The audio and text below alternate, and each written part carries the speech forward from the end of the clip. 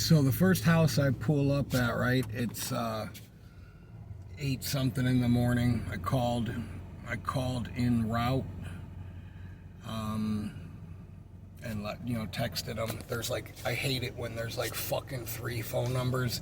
I want to ask the people, do you really think like anybody that's a technician of any sort out in the field, do you really think, unless you own the business, do you really think dudes and women and whatever are fucking calling more than 1 or 2 numbers at the most? You know what a pain in the ass it is to go through and just whatever, you know what I mean? Like, so text the number, hey, I'm running a little bit late, da da da da da da. I get there. It's a nice neighborhood. There's a nice ass Corvette. It's raining out. The fucking top is down and it's raining in the car. There's a Porsche SUV and some other car. So it looks kind of like a house like Boogie Nights was filmed at. So go in the house, or not go in the house, knock on the door, da da da da da. Ring the little fucking all-seeing eye doorbell too. Nobody's coming to the door. Don't even sound like anybody. So all of a sudden, I turn around. There's a little kid standing outside, like 5 or 6, and he's like, "Who are you?" And I'm like, "I'm the exterminator." I go, "Is your mom home?" He goes, "Oh, I don't know." And then a woman comes out. She's like 25, lots of makeup on, whatever. She looks like she like she could strip at some shithole fucking strip club, maybe. And I said, is Tyler home? She goes, "Oh, I have no idea." I go, "What about this guy?" She goes, "Oh, I have no idea." I go, "Do you live here?"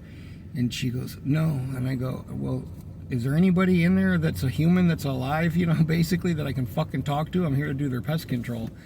She's like, "Oh, I don't know off the top of my head." And I'm like, all right, whatever. So a dude eventually calls me back. And he's like, "Oh, yeah, the guy, yeah, it's me and my 3 roommates. He's from Wisconsin, I'm from Minnesota." And I go, "Well, there's a girl there with a Corvette." And he goes, "A girl with a Corvette?" And I go, "Yeah, she wouldn't, make an intro to get me into the house and see or knock on any, whatever. I don't know what the fuck the situation is." He goes, "Oh, the dude that has the bugs, he's probably in there asleep. I'll give you the code to the door. You can go in and knock on the door." I said, "No." I said, "That's where, you're wrong." I said, "I'm not going in somebody's house, and don't take this the wrong way.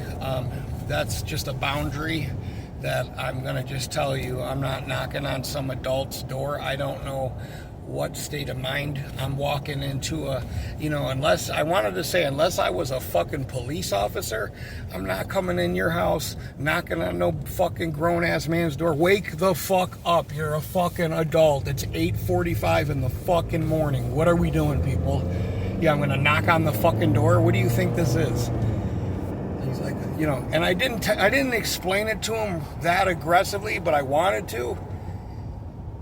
You have to stop and kind of like baby talk fucking people. Like, "Well, sir, I don't really feel like, comfortable doing that." And he's like, "Oh, yeah, that's cool." I go, like if something, I'm just saying.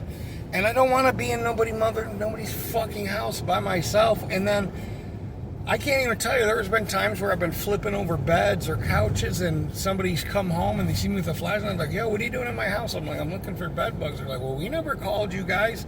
And I'm like, "Oh, that's fucking great." So, and I don't know the office here. You know what I mean? I don't know how good these office girls are. I get to one of my stops, the guy goes, "Yeah, I called about 30 minutes ago. Never heard nothing about it." You know what I mean? So, the one girl is kind of fucking blah, blah, blah. She's not really the fucking brightest star in the sky, which only leaves one other person, and one person by themselves. And don't get me wrong, shit can fall through the cracks of communication. I understand, you know what I mean? But it's like, it just seems like there's been a couple times I've showed up at people's houses and they've said, "Bro, I sent a text message to that phone number that, da da da da," and I'm like, "Okay, all right." They gave me an email telling me that, whatever the case is. But it's like, yeah, you think I'm going to trust the information on this motherfucking computer screen to just take, man, today's day and age, fuck, I'm not going to be on CNN for that shit. I'm just saying, what would you do? What would you do? Would you walk in someone's house? It's one thing, like a guy just said to me, My son's home. He's 12. He's watching cartoons. I have cameras throughout the entire house. I can talk to you through the house and you can talk back to me. Do you feel comfortable?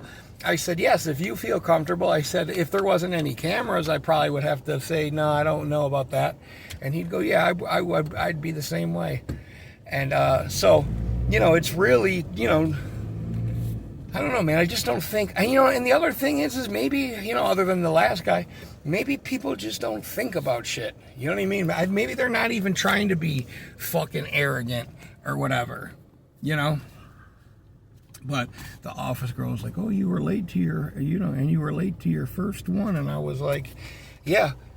And I texted them before. Are they calling and saying that I was late? Because we didn't even do the fucking service. I mean, we drove all the way over there and wasted, gas and time. And I'm just, I don't even say anything. I just go, yeah, well, I let them know I was coming over there at, 8:16 instead of 8 o'clock. You know what I mean? Whatever.